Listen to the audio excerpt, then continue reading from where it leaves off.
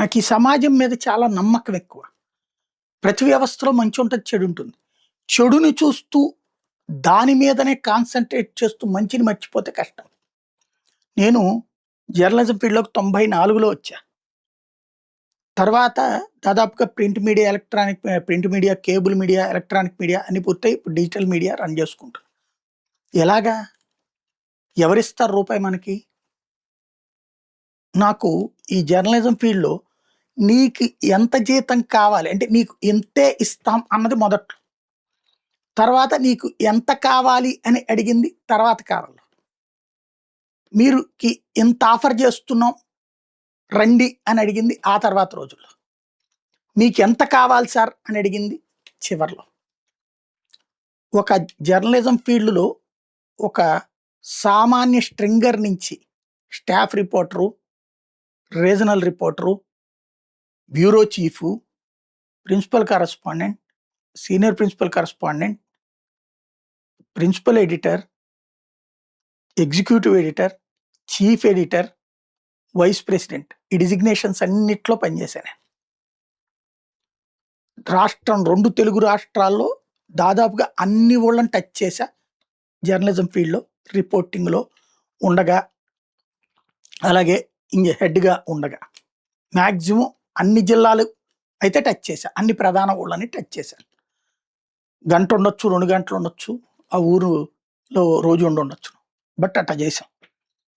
ఇంత చేసిన తర్వాత మీకెంత కావాలనే దేశం నుంచి మీరు ఎంత తెచ్చి పెడతారు ఛానల్‌కి? మీరు ఛానల్ మీకే ఇస్తాం.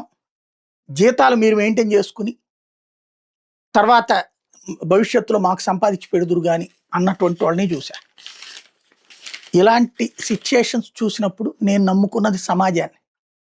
సుదీర్ఘ ప్రస్థానంలో సమాజంలో ఉన్నటువంటి విలువల్ని. సమాజంలో నెగెటివ్ పనులు చేసేవాడు అరిచి ఆధిపత్యాన్ని చూపెట్టుకుంటాడు. కానీ మంచిని ఆహ్వానించేవాళ్ళు నిశ్శబ్దంగా పనిచేసుకుపోతుంటారు. ఇప్పుడు ఒక సాధారణమైనటువంటి సాయిగాడికి 15 లక్షల మంది సబ్స్క్రైబర్లు ఆషామాషి కాదు కదా. 10 పైసలు ఖర్చు పెట్టి పెయిడ్ ఇవి కానీ మరేం చేయలేదు. జస్ట్ కంటెంట్‌ను మాత్రమే నేను నమ్ముకుంది. చిన్న టీంతో పనిచేసుకుంటున్నాం. 10 లక్షల మంది, ఇప్పుడు 10,40,000 మంది మెయిన్ ఛానల్‌కు ఉన్నారు. మిగతా ఛానల్స్ అన్నీ కలిపితే ఇంకొక 4 లక్షల మంది. దగ్గర దగ్గర 15 లక్షల మంది సబ్స్క్రైబర్లు. ఇంతమంది సబ్స్క్రైబ్ చేయడం గాని, వీళ్ళల్లో ఒకటి 500 మందే చూడొచ్చు, ఇంకోటి 10,000 మంది చూడొచ్చు, ఇంకోటి 1,00,000 మంది చూడొచ్చు. వీళ్ళందరూ చూడబట్టినే కదా నాకు ఇవాళ ముద్ద దొరుకుతుంది. మేము 4, 5 బతుకుతున్నాం. అంటే సమాజంలో ఈ సందర్భంలో ట్రోల్స్ ఉంటాయి, ఎదురు దెబ్బలుంటాయి, దాన్నేమంటారు మీమ్స్ ఉంటాయి. వాటికి భయపడిపోయి పారిపోవట్ల నేను. సమాజాన్ని నమ్మినే. నాకీ సమాజం మీదన, ధర్మం మీదన ఉన్నటువంటి నమ్మకం. రాజకీయ పార్టీలకి మీడియా కొమ్ము కాస్తున్నటువంటి రోజుల్లో ఎవరో తిడతారని ఒకళ్ళ గురించి తప్పుగా మాట్లాడకుండా, ఎవరినో మనం బొసేయడం కోసం చేయకుండా మన పని మనం చేసుకుంటూ వెళ్తాం. ఇంట్లో నచ్చచ్చు, నచ్చకపోవచ్చు, లేదా అవతల వాళ్ళు వేసే ముద్రల కారణంగా ఆ రూట్‌లోనూ చూడొచ్చు. బట్ నేనేంటి అన్నటువంటిది నా ఆత్మకి తెలుసు, నా ఆత్మసాక్షికి తెలుసు, పబ్లిక్ నన్ను నమ్మేవాళ్ళకి తెలుసు. నన్ను నమ్మేవాడికి వివరణ ఇవ్వక్కర్లేదు, నమ్మని వాడికి వివరణ ఇచ్చినా వృధా.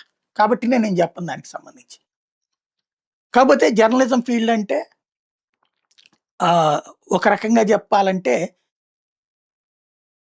ఎవరో ఒకళ్ళకి ఇబ్బంది పెట్టేదే ఉద్యోగం అంటే ఖచ్చితంగా. ఆ ఇబ్బంది పడుతున్నటువంటి వాళ్ళు పెద్ద పెద్ద ప్రముఖులు నన్ను తిట్టారు, లేకపోతే నా మీద నిందలు వేశారు అంటే నేను ఇంకా జర్నలిజంలో స్ట్రాంగ్‌గా ఉన్నాను. నా ఇన్‌ఫ్లూయెన్స్‌కి లేదా నేను చేసే వార్తలకి భయం ఉంది ఇంకా తప్పు చేసేటటువంటి వాళ్ళకి. ఆ తప్పు చేసేవాడు ఖచ్చితంగా రాళ్ళేస్తాడు. ఆ రాళ్ళేసినోడికి భయపడకూడదు అంటే నేను ఇంకా జర్నలిజం ఇన్‌స్టింక్ట్ పోలేదనేది ఇంకెక్కడో సాక్ష్యం అక్కర్ల అదే. అదే సంతృప్తి నాకు. పెద్ద సంతృప్తి. ఇదంతా ఎందుకు చెప్తున్నంటే నేను నమ్మే ఈ సమాజం ఇవాళ అమ్మాయికి 16,00,00,000 రూపాయలు అవసరమైనటువంటి ఓ కుటుంబానికి ఒక్క ఇంజెక్షన్‌కి 16,00,00,000. అసలు అతని జీవితంలో ఆ భార్యాభర్త రాత్రి పగలు కష్టపడిన ఒక రూ. 1,00,00,000 సంపాదించడం కూడా కష్టం.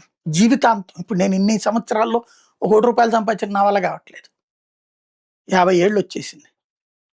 అలాంటిది రూ. 10,00,00,000 ఆ తల్లిదండ్రుల యొక్క ఆవేదనకి చెలించినటువంటి సమాజం ఇచ్చిందంటే ఆషామాషీనా? ఎంత గ్రేటు. రూ. 10,00,00,000. ఇంకొక 6,00,00,000 ఇప్పుడు ఏకంగా లోకేష్ దగ్గరుండి అరేంజ్ చేయిస్తానని చెప్పడం. రూ. 16,00,00,000 ఈ సమాజం కారణంగా ఒక చిన్న బిడ్డని కాపాడటం కోసం ఈ సమాజం ఇస్తోందంటే నిజంగా హ్యాట్స్ ఆఫ్.